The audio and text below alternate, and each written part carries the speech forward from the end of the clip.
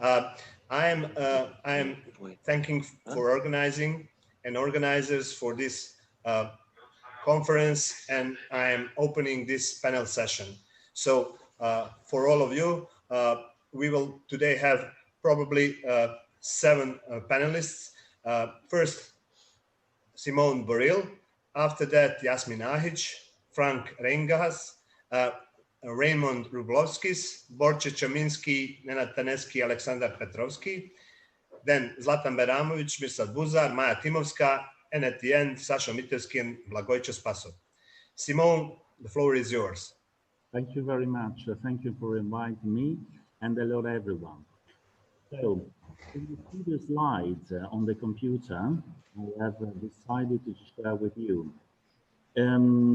The research project aims to identify government strategies for the security management of bioemergency in to relate to the spread of the coronavirus COVID-19.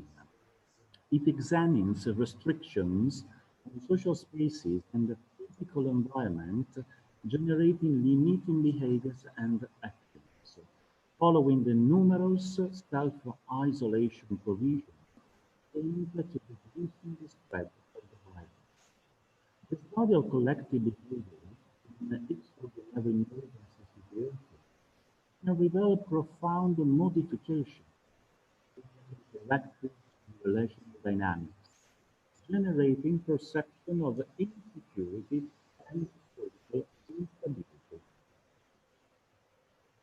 Normal habits reveal not only involuntary learning processes, but also attest to their crucial validity and use.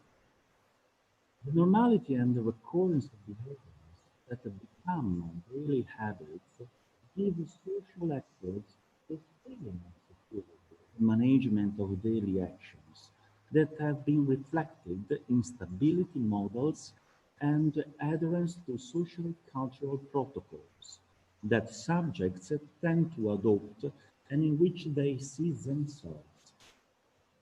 Social cultural membership and the resulting respect for behavior perceived reveal adherence to shared and chosen providing a sense of adherence to social environment.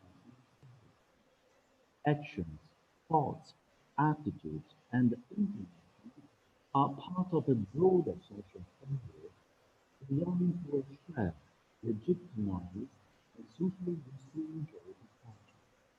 The sense of belonging to a whole through cognitive congruence process strengthens a collective value model and generates social security. Each social context creates its own particular danger, oriented thought toward a specific value focus for sharing and involvement with the group itself. Indeed, the perception of danger may be felt by one group, but not by another one that considers the situation favorable. The perception of danger may be felt by one group, but not by another that considers the situation. Accepting or not accepting a dangerous situation involves a cultural cognitive process constructively socially valuable. Therefore, the determination of the risk is its damage and the resulting level of tolerability of the conception and sharing the risk is subject to the trust. Each individual uses behavioral models incorporating values that, in turn, represent a value system in cultural cognitive heritage that is not divisive but inclusive in community. Alienation or the violation is interconnected and interdependent, may generally form a design for the system of membership. Social security requires a cultural cognitive consonance with external society, centering others and norms to which subjects refer and participate in their daily activity. familiarity of living, the sudden multiplication of factors, and the obligation to restrict the social space destabilizes the foundations on which campus had previously built and nurtured piece of skills. The history of epidemic management offers reflection on social cultural scenarios, characterized by apparently unspecified action. Individual freedoms are frozen. Through extraordinary decision, making powers legitimized by their introduction of an emotional package open information flow that are very impactful and in some ways shocking, affecting cultural and behavioral models. Details daily death and infection reports are a product of a strategic intent aimed at giving the pandemic visual impact, causing predictable emotional sharing, individual responsibility, and social control.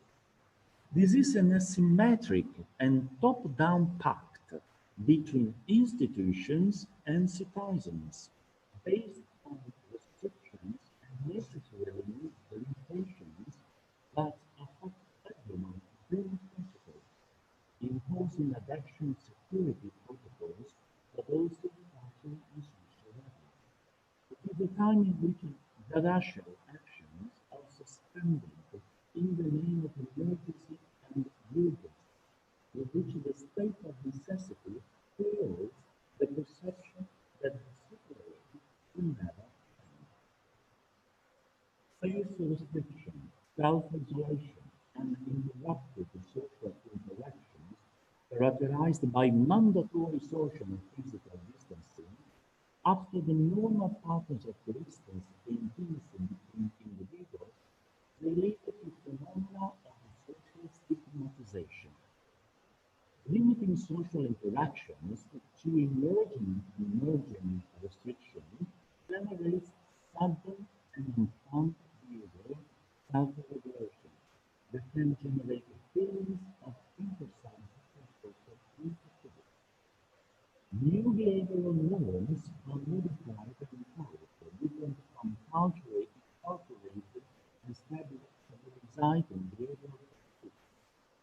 Mandatory against the no action parameters limit limitations to the freedom of normal interaction with people can generate anxiety, depression, even representing stress-causing situations of the context.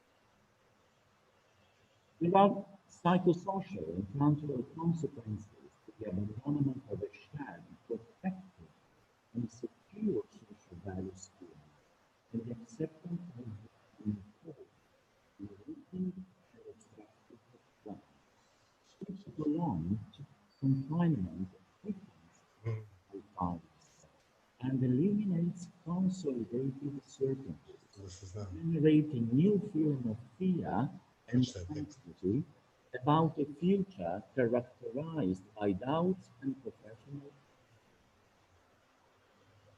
Post-isolation requires a reorganization of the daily routine to help subjects adapt and recreate their life and very scenario conformity.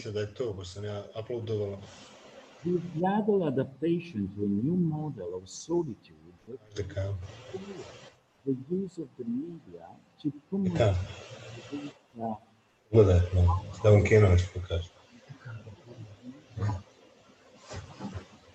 from digital platforms.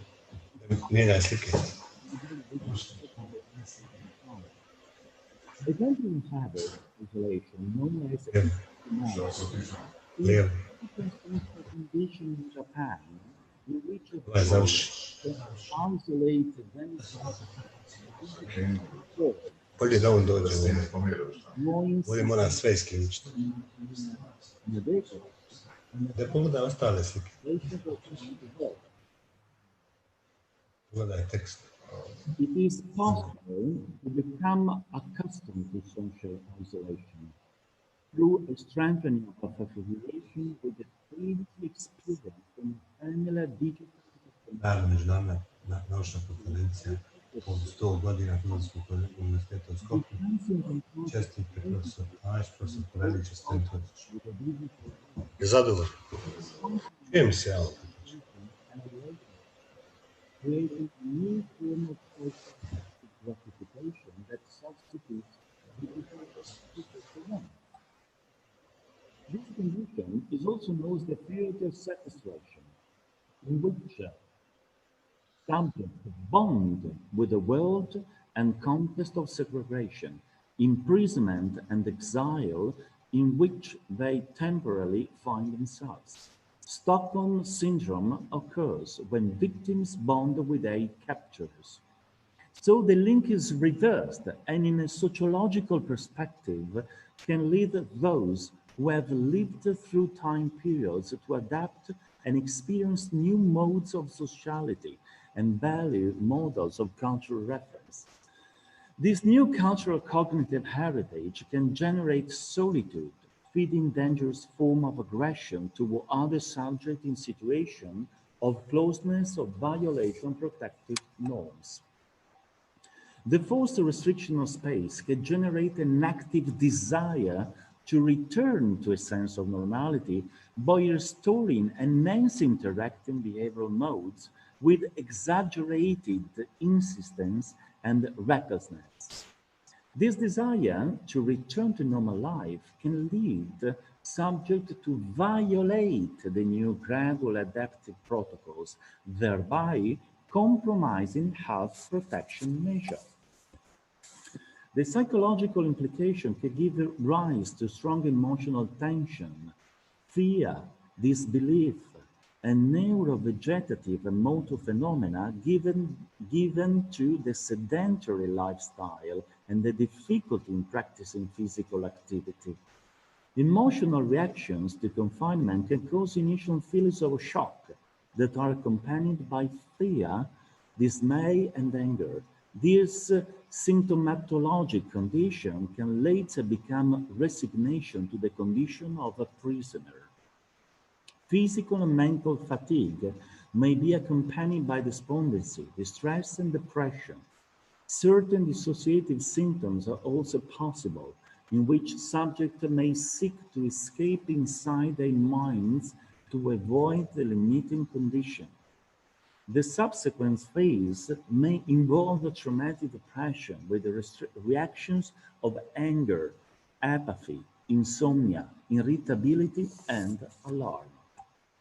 I'm about to finish. Moreover, driven by a spirit of survival, humans interact with their environment, rendering it as human and welcoming as possible. A special relationship is created between the subject and the private context, based on daily solidarity and the enhancement of space and environments. The easing of restrictions and the gradual return to sociality can undoubtedly trigger post-traumatic stress, sleep disorders, and stress.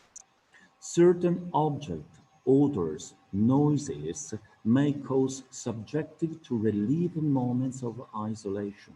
It is not easy to adapt to normal life and above all to reconnect with one's life. It is not easy to adapt to normal life and above all to reconnect with one's life. Subjects learn to adapt. Confinement is experienced as a form of captivity marked by time that seems never ending, in which subjects learn to adapt to a space that is limiting, developing sensory activities and rediscovering new attentions. Subjects tend to revise plans for their future that are based on uncertainties about work, intimate relationships, and friendships. That's all. Thank you very much. I think now, okay, let me see. Yes, I can see now with the eyes. Thank you very much. This is my research work of isolation due to the pandemic, viral pandemic in Italy, and the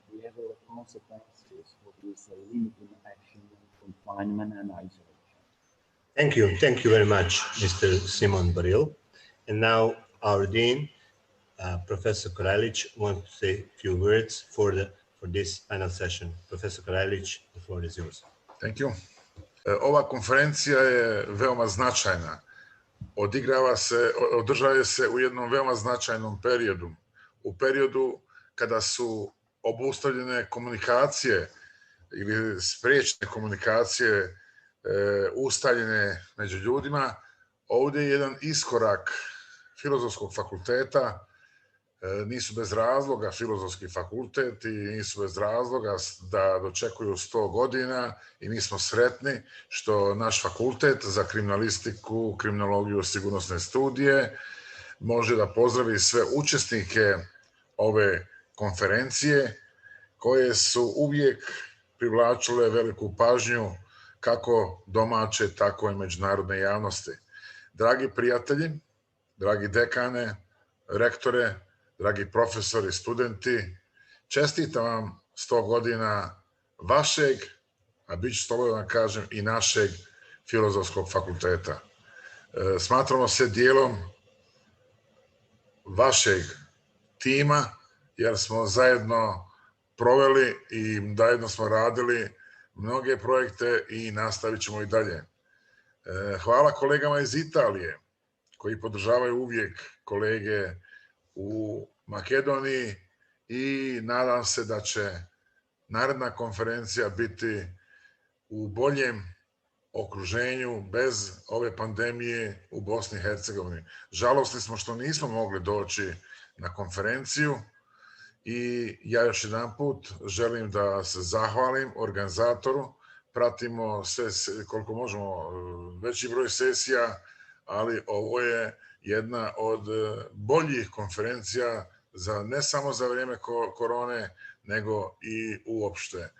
Napravili ste jedan dobar posao, nauka može da približi mnoge stvari, da da mnoga rješenja. Bez nauke, filozofije, sociologije, psihologije, društvenih nauka, teško možemo zamisliti i bilo koje druge izazove u našem društvu. Ja vam više neću oduzimati vrijeme, pratit ću vaš daljnji rad. Hvala vam najljepša, pozdrav našim dragim prijateljima na Filozofskom fakultetu Univerziteta Sveti Kiril i Metodij u Skopju. Hvala lijepo. Hvala najljepše dekanu Kraljiću, a mi nastavljamo sa dijelom koji se odnosi na sam panel. So we are going with our presentation.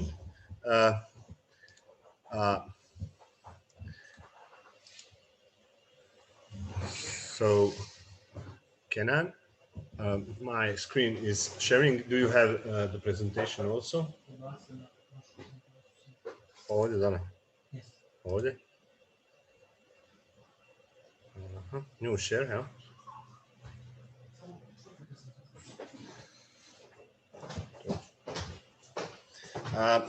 So I will start with just one announcement, internal for this presentation.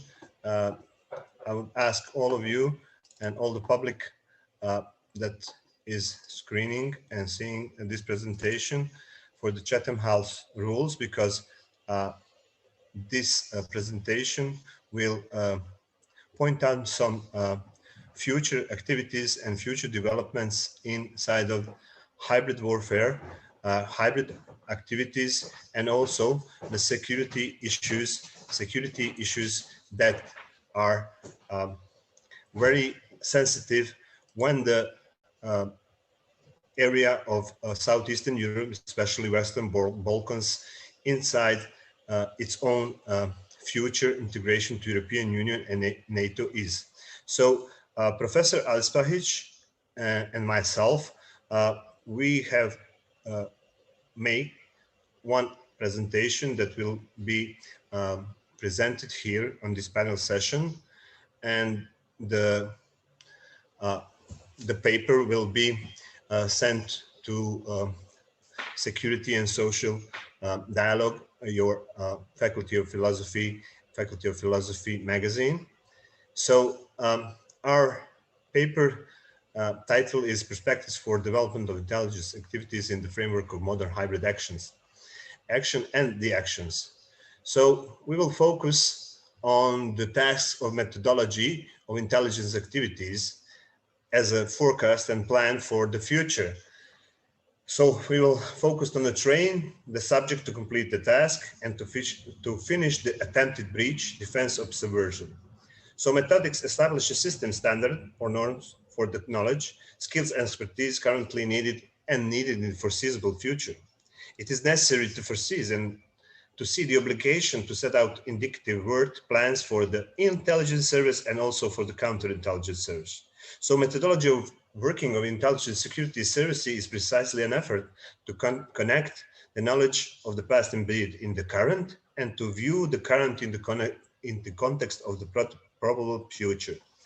So in the operational perspective, so war information, use of threat and military force, especially cyber attacks, and engaging in special operation. The key goal for a hybrid operation is to identify particular vulnerabilities or weaknesses in the targeted country or the entity. Multi-vector hybrid war is a payload that executes a program action target by malware inserted. So our main goal in this presentation and paper that we will submit to the organizer is to see how the conflict in hybridity explores and spreads out in the horizontal and the vertical area. So some of the relevant references and the tasks are used and will be published in the paper. And we wanted just to focus on some of the questions and the actions with special emphasis on Bosnia and Herzegovina. We will not go into the details that you can see on the PowerPoint presentation. So what does it mean when we say horizontal conflict escalation? It's a kind of special war together with cyber activities and the warfare that is pushed in the media and social network area, and in which some of the interests and terms, ideologies are pushed throughout all the players in the media sectors. So if we are not able to foresee, or if we are not able to identify what are the key elements in that horizontal action, the hybridity will go into the conflict, and then we will have also the vertical example of warfare. What did we try to see? We took some of the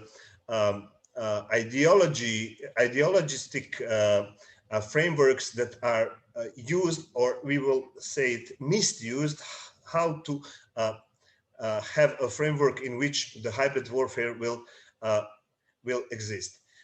Why do we say Bosnia and Herzegovina? Because we want to emphasize the hybrid warfare that is going on in the Western Balkans, and especially in Bosnia and Herzegovina in past 5 years.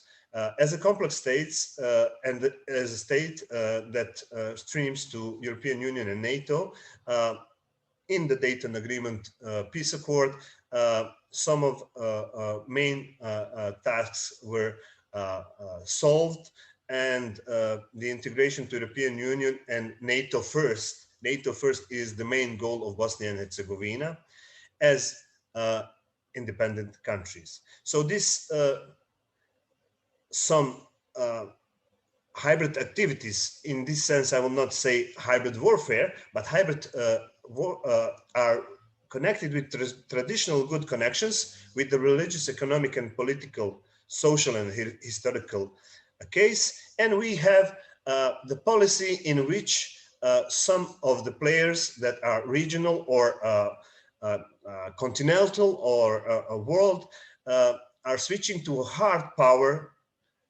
in the doctrine of a Russian doctrine of hybrid warfare that implies demoralization, destabilization, crisis, and stabilization, but already conquered areas. So the development, well-known development of these doctrines is tied to diplomats and Russian generals, General Gerasimov, Rostrovnikova, and also General Primakov.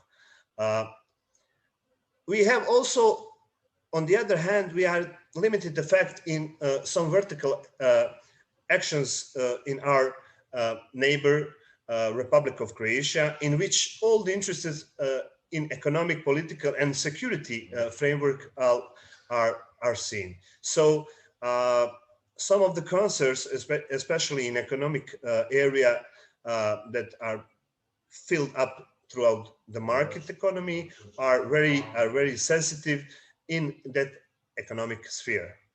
Bosnia and Herzegovina is the main target throughout the media, throughout the politics, throughout the economy, and the sense of disclosure or trying to stop the path of Bosnia and Herzegovina toward European Union, but firstly NATO. I just wanted to mark some of the points that we will submit in our paper, and to see that hybrid warfare is actual, it's real, and Bosnia and Herzegovina as an independent state is at the attack. These are the references that we used and took. So all the references and all the sources that we will publish in our paper are referent and can be found in the public sphere. So we think that this paper will be actual in the times to come. Thank you all. Raymond. Now it's Frank Reinghaus, Institute for Peace Research and Security Policy at Hamburg University of Germany, with very special and very actual theme: drones, unmanned aerial vehicles. Mr. Frank, are you with us? I see here that Mr. Frank is not with us, so I will ask our friend Raymond. Raymond, can you give us your presentation, please? Yes, please. Can you hear me? Yes, Raymond. Well, okay. My presentation will touch upon further impact of terrorism on Europe's security and legal, institutional, and operational challenges for societies, law enforcement, security, and defense institutions. So as we spoke before, now we came to the rapid, simultaneous, and fundamental security challenges all across the globe, and also in Europe and on the national security level. Of course, unprecedented challenges by COVID-19 environment, conflicting approaches of different states how to address this challenge, further create further problems there. As Munich Security Conference stated in February of this year, that Europe and world becomes less Western, and it calls it Westlessness, which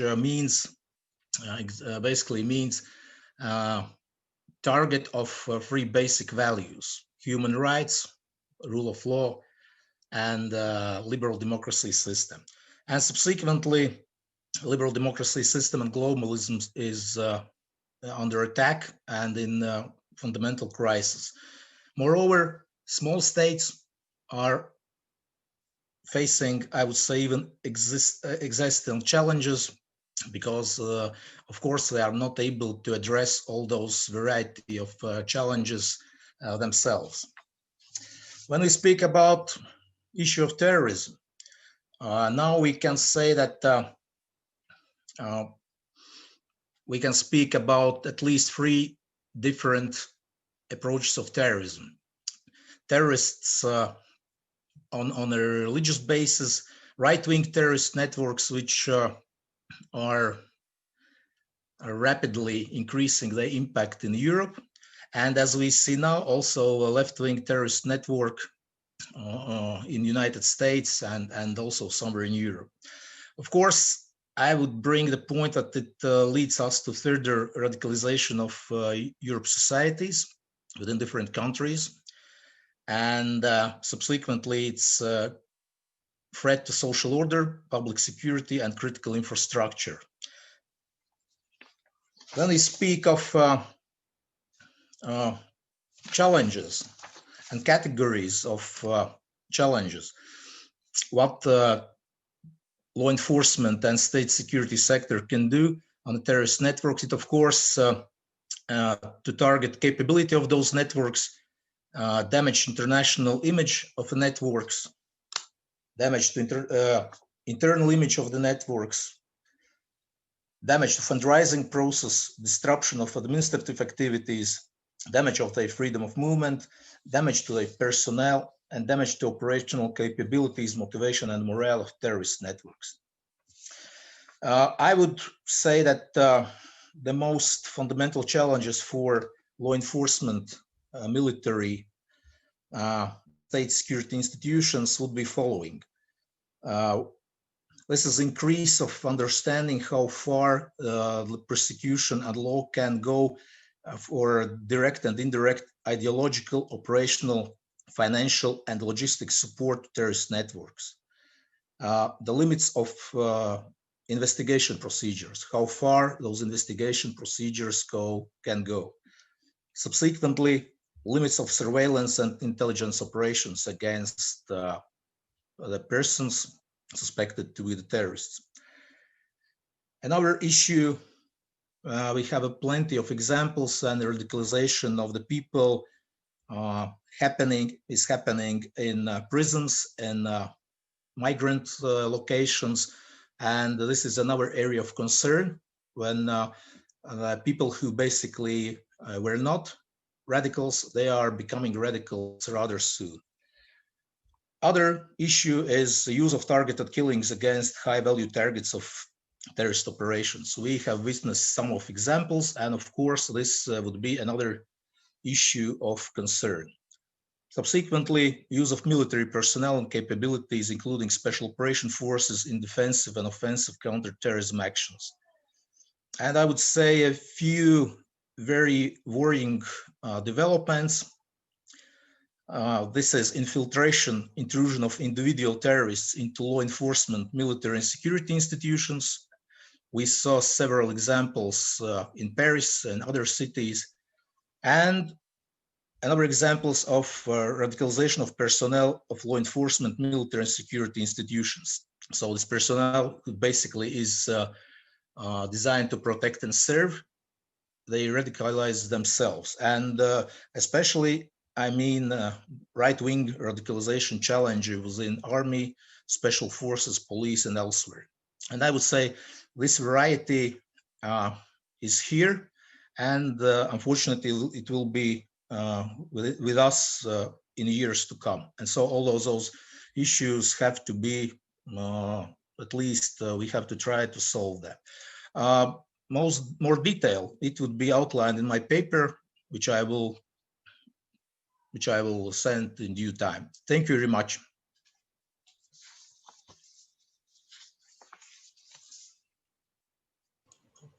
Thank you, Raymond. Thank you for this presentation. As the agenda says, we should have Borče with us, or Nenad Taneski, Borče, or Alexander Petrovski. As I can see, there is no, or maybe just a second. Maja Timovska is here with us. Maja, can I ask you for your presentation, please? Yes, I'm here. Can you hear me? Of course, Maja. The floor is yours. Thank you. I'm going to present the mainstreaming disaster risk reduction into education system. From the very beginning, I would like to start that disaster have a huge impact on children, especially those who are attending schools in a time of disasters. So school children are a very vulnerable group, and therefore we should learn to protect themselves against disasters and to act in the proper manner during emergencies. Also, it is important to underline the teachers who are also very effective in their capacity to raise awareness and encourage changes in the families and into the communities. The aim of our paper is to make education system disaster resilient. So we have started conducting research in our primary school. We have successfully mainstreaming disaster risk reduction into school curriculum.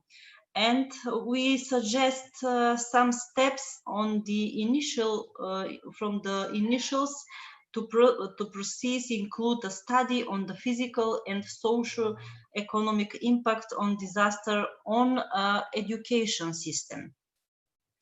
To the main focus on disaster risk reduction into school curriculum, we also look at the physical impact of disaster on the school constructions, and to provide the evidence-based argument for incorporating hazard resilience component into the school construction. What we want to create and to promote regarding activities into the schools, acknowledging that school children need to develop survival skills first, along with life skills. Worldwide experience has shown that where people are aware of the risk around them and plan their response, injuries, damage, and subsequent trauma are significantly reduced. So we have to have in mind that we cannot ignore the opportunity that schools and education offer in reducing the risk of disasters. There is a need of a new approach related to extended and enriching the knowledge and the awareness of the children to reduce these emergencies risks. The main goal was to consider the view and the opinion of the principals, teachers, and educators in elementary school in terms of effectiveness of disaster education. Multi-stakeholder dialogue for safer population. With this paper, we want to attempt the current situation from the perspective of preparedness for disaster in the education system. And in addition, this has been a modern attempt to involve the school management to develop this important area. This recommendation will facilitate local level development institutional basis for disaster risk reduction in education. From the very beginning in our research, we have started from the National Strategy for Protection and Rescue, where clearly is defined that in the annual program of the school, the education system provides mandatory basis theoretical and practical content from protection and rescue against disasters, and prevention and care according to the characteristic of the region, as well as exercise and 2 times at the schools in the year. Protection from disaster take organizational, technical, and other measures. And we have from 2 points of view. we have started to review the key policy document and understanding the importance and the needs for a new approach. Having in mind that children who stay in school are the future of the society, there arises a need to organize and implementation of preventive and other activities aimed at the protection and rescue. Research has shown that prevention is cheaper than recovery, and spontaneous, uncoordinated panic procedures are dangerous. So we should start in such situation to reach organize, because fear and emotion can help, at least while they are still most commonly used, and therefore should act according with established plan and procedure into the school. Duty and obligation of public institution to develop assessment of the degree of danger and plan for protection and rescue within organizing, rescuing, studying staff and property. One of the main future of the system is training of the uncertainty of the system, which will be expressed by the existence unit program, fundamentals, unique books, professional and scientific approach. We should have concerned the way and road from the which comes to contact on the protection and rescue to citizens as a part of the general culture of life. So sharing knowledge and education depends on having the capacity. So for all aspects of disaster risk reduction, building these capacities where they do not exist are very important. According with our conclusion, I will mention only a few, that education is the key to risk reduction. Be it environmental management or disaster risk reduction, and is process which need to be embedded at different level of management and practices to reduce the risks. There is a need to begin with informative introduction to the subject of disaster risk reduction and educate to highlight key places of education such as families, communities, schools, and higher education. Our empirical research and everyday experience give us the right to conclude that the idea for incorporating disaster risk reduction into education sectors rather slowly realized. Although there is existing legal structure, little importance attached to these real identified needs. Our conclusion is that the development of a global culture of prevention is the most important component of integrated approach to disaster reduction, with adapting policy, education and training in the prevention, preparedness and mitigation, improving awareness in vulnerable areas by increasing the role of education in reducing disaster, improving risk assessment, monitoring communication and warnings. Effective national legislation and administrative action should have the highest priority in the level of political decision making. And I would like to conclude that disaster education should not be an event like an educational drill. It should be a process Disaster education should break the school boundary and be linked to the community and family. Thank you very much.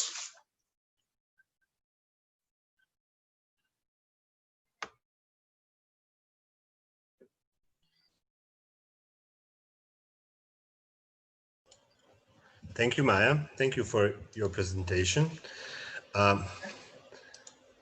As I can see, the other panelists are not online, so I will open the floor for the discussion and for the questions.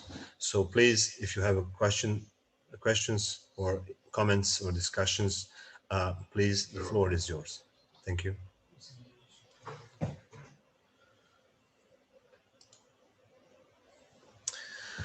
Okay, dear colleagues, as I can see, I would like to thank to all of you for this panel session, for your presentations and also discussions, recommendations.